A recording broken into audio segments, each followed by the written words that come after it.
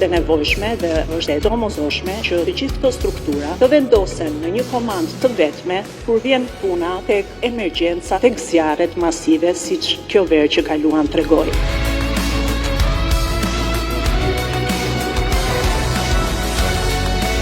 Do të standardizojmë procedurën e pranimit në këtë shërbim, duke nisur me procedurat e rekrutimit për të siguruar edhe një trajnim të vazhdueshëm në punë, do të krijohet qendra kombëtare e trajnimit të zjarfikësve.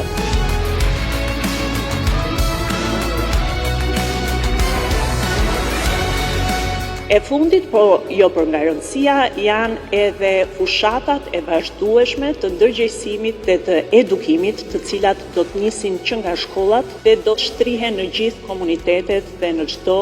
strukturë vendore.